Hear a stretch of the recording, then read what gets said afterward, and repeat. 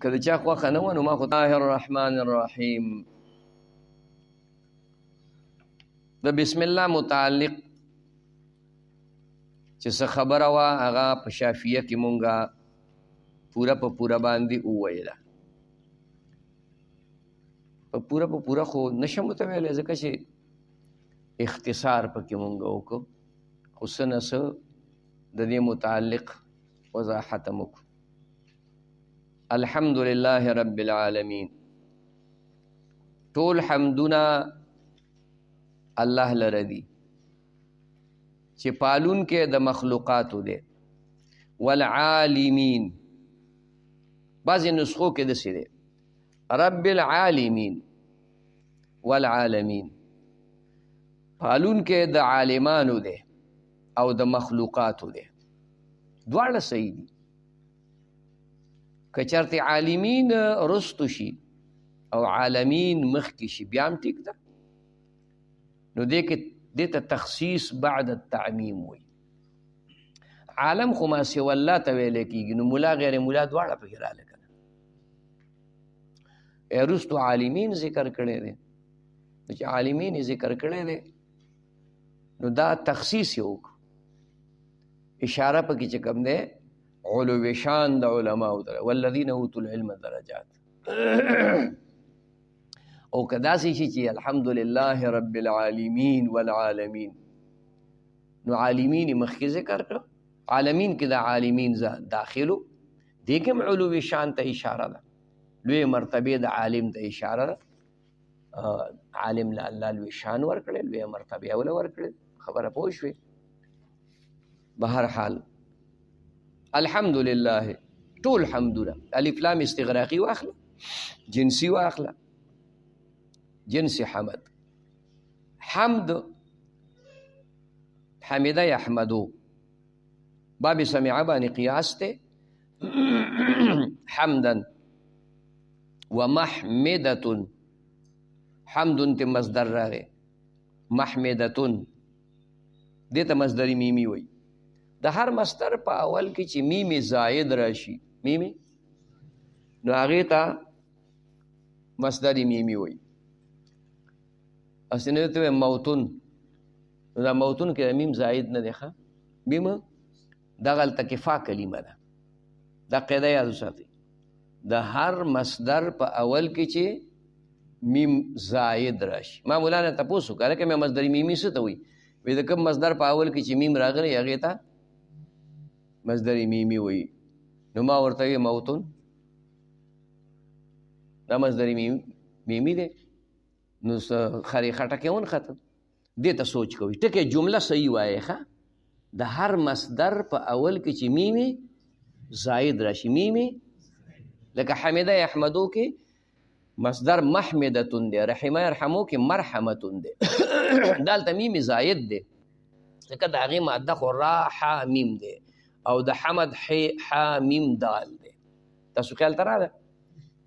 نو د هر مصدر نو دی یو مصدر محمدتون راغی، محمدتون، حمدون راغی، حامد اسم فاعل ته راغلی دی، او د دې نه حمید هم راغلی، فعیل په وزن باندې صفت مشبه ته راغلی. حمید په معنا د محمود باندې، فعیل زیات په معنا د دا راځي مراحه کې انشاءالله تفصیل را روان دی. نو خو حمید فعیل وزن چې کوم راشي که نه، دا عموما په معنا د مفعول باندې مستعملیږي، جریح، قتیل وغیره داسې راغلي دي ښه. حمد دا ستایلو ته ویلی کېږي، تعریف کولو ته ویلی کېږي. او دا حمد دا هغه تعریف ته وایي چې د شکر نه د دې مرتبه سیوا ده. حمد او شکر او مدحه، مدحه د چا کې د هغه صفات موجودي، شکر د چا کې تا سره انعام کړی، احسان یې در سره کړی دی. حمد د چا کې احسان یې کړی دی او که نه دی کړی، خو ته حمد کې په خبره باندې پوه شوې. حمد لله د پاره د الله دی، ثابت لله دا جاری مجرور دی. او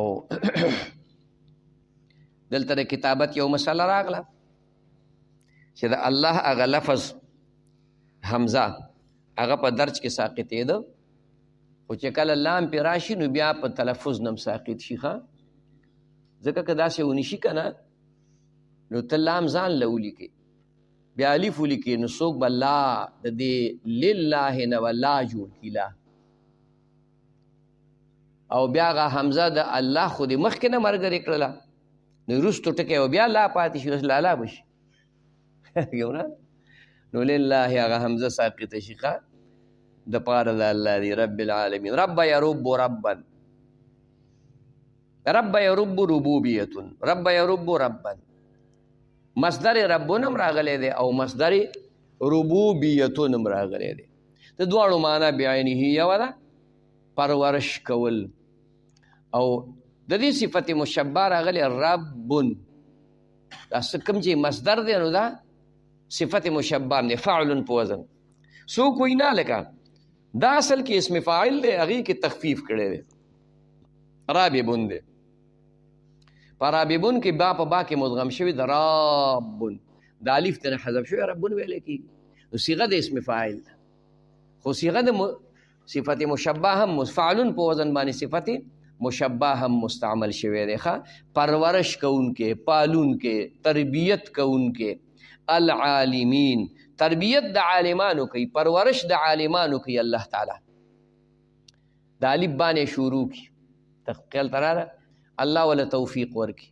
ما او تا چې دلته ناس یو دا د الله په توفیق باندې ناس یو، دا د الله په مهربانۍ باندې یو. ګنې مزدوریم کولی شو که خدای مزدورۍ ته اچولی وی، خدای را باندې ټاټکي پورته کولی، الله را باندې چې کوم دی ټرک ته بوجۍ خېجولی یا د ټرک نه را باندې بوجۍ را کوزولی. خبره باندې پوه شوې؟ دا د الله کرم دی چې الله خپل مزدورۍ کې اغستی و، الله خپل دین کې اغستی و. په خبره پوه شوئ؟ د فتنو زمانه ده، د کمپیټیشن دور دی، یو بل سره د تقابل او د مقابلې زمانه ده، د پیسو ګټلو لالچ او حرص دی د هر چا په زړه کې. دا د الله کرم په ځان باندې وګڼه. منت منه کې خدمت سلطان همی کنی، منت شناسزو کې بخدمت بداشتی. د یو بادشاه احسان وګڼه چې ته په خپل نوکرۍ کې اغستې، په هغې احسان مه کوه چې ستا خدمت کوم. دا د بادشاه دا د الله کرم دی. لا تمنو علی اسلامکم، لا تمنو ما باندې خپل اسلام خپله مسلماني مه نیغه نیغه کوئ چې زه مسلمان شوی یم. مطلب باندې پوه شوې؟ نه، شکر وباسه چې ما په دې مسلمانۍ کې اغستی، تا نه مې توفیق درکړی. بل الله یمن علیکم ان هداکم للایمان. دا الله احسان وګڼه. خبره پوه شوې؟ دا الله احسان وګڼه چې الله په خپل تا باندې احسان کړی او ته چې کوم دی نو مسلمان پیدا کړی، ته په اسلام کې ایمان کې داخل کړی. خبره پوه شوې؟ علامه ډېر عجیبه خبره لیکلې ده. خبره پوه شوې چې چا گیله کړې ده، قوم گیله کړې ده چې نوع انسان کو غلامی سے چڑایا ہم نے، تیرے کعبے کو جبینوں سے بسایا ہم نے، تیرے قرآن کو سینوں سے لگایا ہم نے، پھر بھی ہم سے یہ گلہ ہے کہ وفادار نہیں، ہم وفادار نہیں، تو بھی تو دلدار نہیں. خراب خبر ادا کرنا بظاہر کی.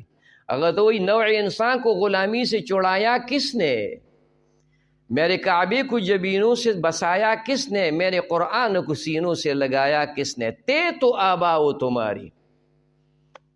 خیال کریں جواب، تے تو آبا و تمہاری مگر تم کیا ہو ہاتھ پر ہاتھ در منتظر فردا. تاسو خو په بل اړولې ده او لاس هم په لاس کې ورکړی، بېغمه ناست یې. خدای پاک را باندې سرو زرو بارانو نه ورو. مطلب باندې پوه شوې؟ ہم تو مائل بکرم ہے کوئی سائل ہی نہیں، راہ دکھلائے کسے رہ روی منزل ہی نہیں. خبرہ پوچھ ہوئے؟ فضائے بدر پیدا کر فرشتے تیری نصرت کو اتر سکتے ہیں گردوں سے قطار اندر قدارت بھی اتر سکتے ہیں. کی محمد سے وفا تو نے تو ہم تیرے ہے، یہ جہاں چیز ہے کیا لوح و قلم تیرے ہے. واعظی قوم کی وہ پخت خیالی نہ رہی، برق طبعی نہ رہی، شعلہ مقالی نہ رہی، رہ گئی رسم ازا روح بلالی نہ رہی، مسجد مرسی خواہیں کہ نمازی نہ رہے، یعنی وہ صاحب اوصاف حجازی نہ رہے. بحر تو بحر ہے ظلمات دریا بھی نہ چھوڑے ہم نے، بحر ظلمات بحر ظلمات میں دوڑا دیے گھوڑے ہم نے، پھر بھی ہم سے یہ گلا ہے کہ وفادار نہیں، ہم وفادار نہیں تو بھی تو دلدار نہیں. خبر پوچھ، قہر تو یہ ہے کہ کافر کو ملے حور و قصور، یعنی بیچارے مسلمان کو فقط وحدہ حور. تم میں حوروں کا کوئی چاہنے والا ہی نہیں، جلوہ طور تو موجود ہے موسیٰ ہی نہیں. خبر پوچھ، لا شکوہ جوابی شکوہ ده، شکوہ جوابی شکوہ ده. ما ته وایه که نه ویلې پاګلی وې سبق وایه. دا ملګري ستړي شوي دي، دا مې لږ را بیا را دارول. خفه نه شي ښه او که نه. جهانګیر ملا چې کوم دی نو پټکی به سر کړی، اوس دی په ځان چېرته پوهېږي. خبره پوه شو، یو دا دی او که نه. دا ګورې خدای دې ورته خیر پېښ کړي، خدای دې موږ ته خیر پېښ کړي، بس لانجه راته جوړه نه کړي که نه. عالمین د عالمانو پرورش کوونکی دی. لکه ته د الف بانه شروع کړی که نه شروع کړی، او پټکی درته تاو که که تاو یې نه که، که تا چا ته نه تاو کړی نو بل اوس بیا ورته تاو کړي. دا منجیله نه ده ښه، منګی به پرې نه راوړي، یې کې ذموارۍ رالي. څه پکې رالي؟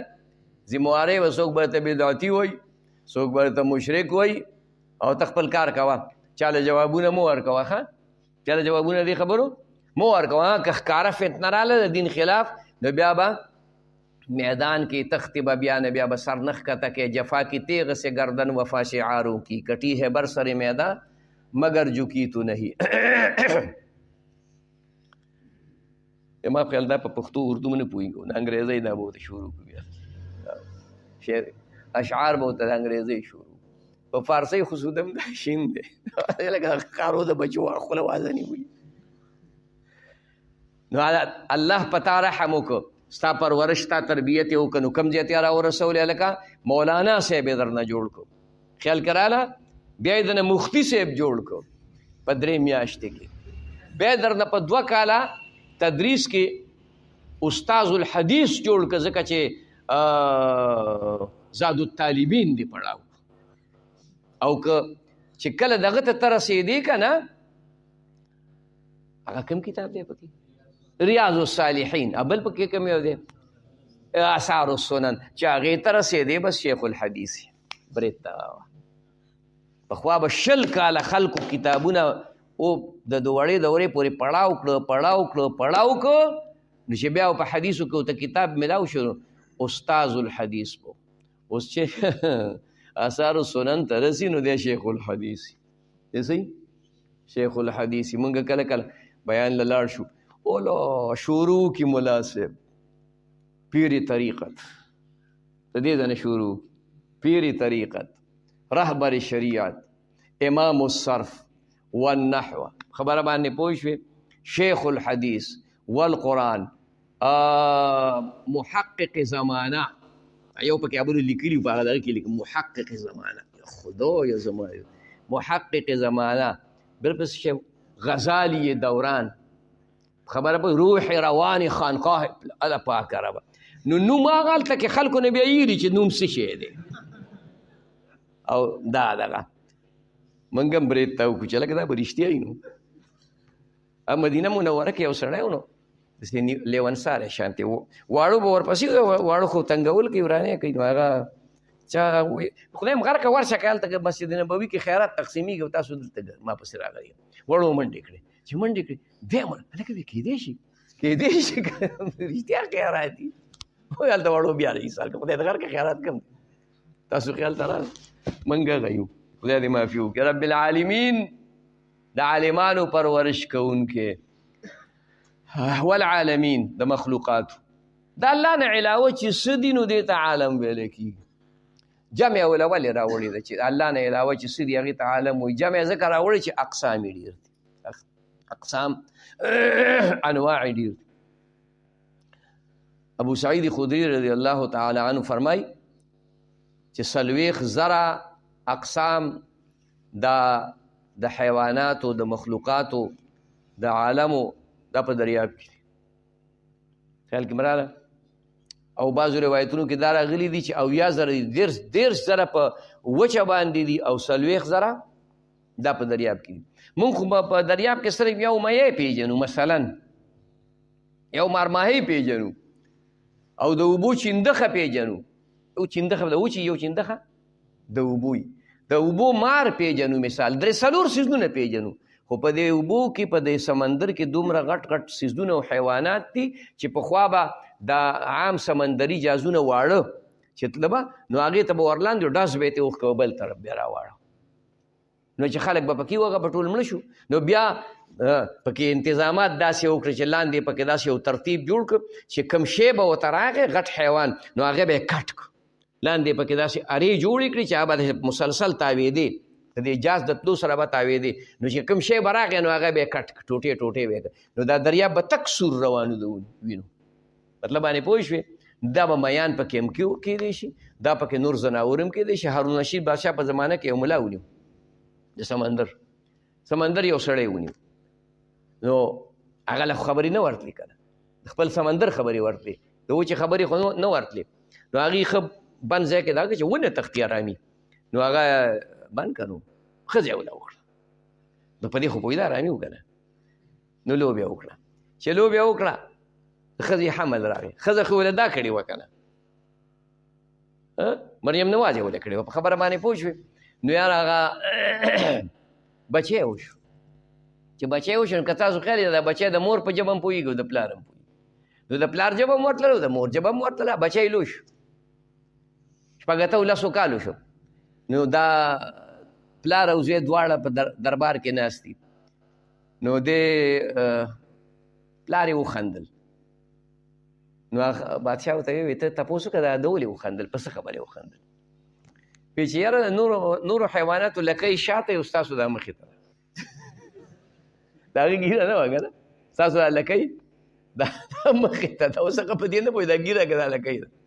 تاسو خیال ته راځي حیوانات د انسان په شانتې حیوانات، د خر ټټو چې څومره حیوانات په دې وچه ته یینې او د هغې نه علاوه پکې نور هم شته، دا په دریاب کې دي. ښه نو عالمین، نو دا جمع په دې وجه باندې راوړي. دا مختلف قسم حیوانات دي، مختلف قسم غټ غټ میان، د بني آدم نه غټ غټ میان، داسې میان چې په سوونو ټنه باندې، منه نه، په سوونو ټنه باندې یو میې، په سوونو ټنه.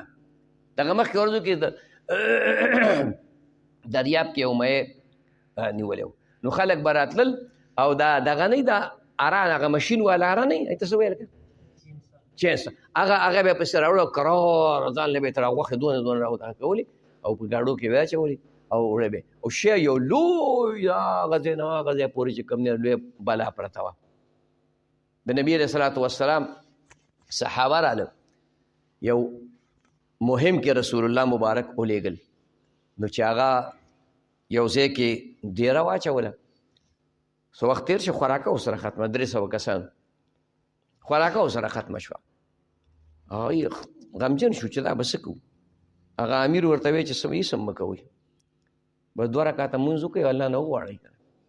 دوی سم لاستل د شپې، سهار ورته الله د سمندر په غاړو د سمندر نه ورته یو لوی د یو هیکل میه راغورځولی و، غوټ میه ورته راغورځولی و. بس هغه میه چې کوم دی نو هغه ورته الله پاک داسې کړه چې علاقه ورته فریز کړه، نه خرابېده. په دې به د ځان له غوښې راشو کولې، راکټ کولې او هغه به یې پخولې په مزو یې سر و. خبره باندې پوه شوې. نو د هغه دا سترګه چې را خالي کړه که نه، د سترګې دا ډوغل، نو دا دونه غټه کمره وه چې 6 کسان پکې راتلل. 6 کسان به پکې سملاستل، خپې به پکې اوږدې کړې، د خیمې نه خیمه وه، د کوټې نه کوټه وه، بنګله وه. خبره باندې پوه شوې. او د هغې یوه چجۍ ودروله، یوه لاشه، یوه چجۍ داسې ودروله، دنګ اوښ باندې دنګ ملا کېنو چې ملا هم دنګ و، او د هغې لاندې تېر شو، سر یې ورته ونه لګېد.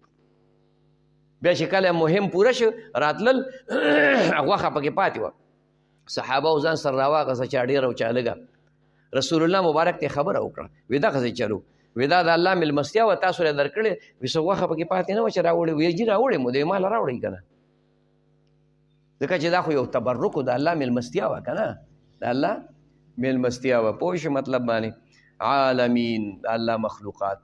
والصلاة علی رسوله، رحمت دی وي درود دی وی پر رسول د الله باندې محمدن چې محمد صلی الله علیه و آله و اجمعین.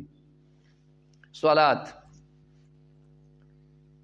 په معنا د رحمت باندې راځي، په معنا د دعا باندې راځي، په معنا د استغفار باندې راځي، په معنا د ذکر او اذکار باندې راځي، تسبیح او تهلیل. تاسو ویلي دي خیال کې مرাজি نسبت وشي الله ته نو په معنا د رحمت باندې، نسبت وشي فرشتو ته نو په معنا د تسبیح استغفار باندې راځي، نسبت وشي حیوانات ته نو په معنا د تسبیح او د تهلیل باندې، او چې نسبت وشي انسان ته نو په معنا د دعا باندې. ګوره یاد ساتئ نسبت مطلب دا کنه چې تا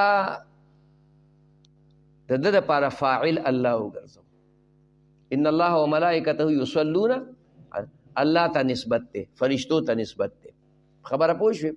او چې ته وې اللهم صل علی محمد نسبت دې ځان ته وکړه کنه، صلی امر دی کنه، الله ته هم پکې نسبت وکړه. صلی الله علی النبی، صلی الله علی النبی، الله دې صلات وکړي. چې ځان ته دی وي چې انا اصلي یا انا صلیتو نو دې بیا معنا دا ده چې ما دعا وغوښته. خیال کې مراله دا لغوي معناګانې دي. اصطلاحي معنا چې کوم دی هغه د صلات ارکان مخصوصه دي، خاص طریقه د مانځه چې څه د هغې ته ویل کېږي. علی رسول، رسول فعول وزن دی، رسل یرسل رسالتن ته مصدر راغلی، رسول فعول وزن دی په معنا د مرسل باندې را لېږلی شوی د الله د طرف نه. هغه برګزیده بنده، هغه برګزیده، هغه منتخب بنده چې د الله احکام خلکو ته را ورسوي هغې ته ویل کېږي رسول. هغه فرق چې ته کې د نبي او دغه نو هغه ستا چې کوم دی نو د فقه په کتابونو کې یا د حدیثو په کتابونو کې فرق دی چې نبي هغه ته وایي چې د الله طرف نه برګزیده من دی، د الله احکام خلکو ته رسوي، او رسول هغې ته وایي چې هغه سره کتاب وي، جدید کتاب وي یا متجدد کتاب وي. جدید دا مطلب چې نوی تورات راغی موسی علیه السلام ته، موسی علیه السلام رسول دی. خبره باندې پوه شوې؟ متجدد شو نو دا بیا وروستو یوشع علیه السلام ته نورو پیغمبرانو ته متجدد شوی چې دا کتاب تاسو ته هم شو، دا کتاب تاسو ته هم شو. مطلب باندې پوه شوې؟ دا دغې ته بیا ځکه چې کتابونه د شمار دي، کتابونه لږ غوندې یو څو دي، یو سل څلور، یو سل څلور کتابونه دي، څلور غټ دي، دا سل واړه واړه کتابونه دي. او رسولان څو دي؟ 314 دي. نو هلکه دا لا څنګه خبره شو؟ هلته خو هغه صحایف چې کوم دي نو هغه هم چاته 13 راغلي و، چاته 50 راغلي و، چاته 10 راغلي دي. خو بیا تقسیم شو، خو لږ شو. نو دا هغه صورت دی چې د داود علیه السلام کتاب هم خلکو ته متجدد شو او د موسی علیه السلام خلکو ته متجدد شو. خبره پوه شوې؟ انجیل متجدد نه شو ځکه چې د هغه نه وروستو بل پیغمبر بیا د نبي علیه السلام پورې نه دی راغلی. بهر کیف علی رسوله محمد، دا محمد د باب تفعیل نه د اسم مفعول صیغه ده. حمد یحمد تحمید، حمد یحمدو مخکې تیر شو. محمد اسم فاعل دی، حمد کوونکی. محمد اسم مفعول دی، هغه څوک چې د هغه حمد او د هغه تعریفونه کېږي. د نبي علیه الصلاة والسلام نوم په ځمکه باندې محمد دی او اسمانونو کې احمد دی. خبره پوه شوې؟ دغه وجه وه چې عیسی علیه السلام خلکو ته ویلي ومبشرا برسول یأتي من بعد اسمه احمد، زه تاسو ته زیری در کوم د یو پیغمبر ما نه به وروستو راځي د هغه نوم به احمد وي. پوه شوې مطلب باندې؟ ستایلی شوی د رسول الله مبارک نوم دی. تقریبا د نبی علیه السلام صفتو نومونه 844 نومونه راغلي. 840 نومونه دا د نبی علیه السلام صفتي نومونه چې کوم دی نو راغلي دي. موږ سره عام طور باندې په دې عامو کتابونو کې دا 100 نومونه دي خلک لیکي، ګیر چاپېره داسې په دې آبادو وغیره باندې د الله نومونه هم لیکي، خو د غټو کتابونو کې چې کوم دی نو هغه د الله ډېر نومونه، د نبي علیه السلام ډېر نومونه راغلي ښه. و آله، آل اولاد ته ویلی کېږي. د نبي علیه الصلاة والسلام هر پیغمبر په منزله د پلار وي، نو رسول الله مبارک هم په منزله د پلار باندې دی. نو آل چې څومره د نبی علیه السلام تابعدار خلق دی، د نبی علیه الصلاة والسلام په سنتو چلیدونکي خلق دی، نو دا د نبی علیه السلام آل دی، اولاد دی. خیال کې مرازي، یو اولاد نسبی دی، یو اولاد حسبی دی. اولاد نسبی خود رسول الله مبارک د حضرت عبدالله ابن عباس د فاطمة الزهرا حسنین د دې اولاد ته ویل کی دا اولاد نسبی دی. او د دې نه علاوه دا څومره مسلمانان، طلبا، علما، نیکان، صالحان دا د نبی اسلام د سنت او اتباع کوونکي دا چې کوم دی نو د نبی اسلام آل دی. موږ ټول پکې راځو په دغه کې ښه. و آله په آل د اجمعین په ټولو باندې بس دی.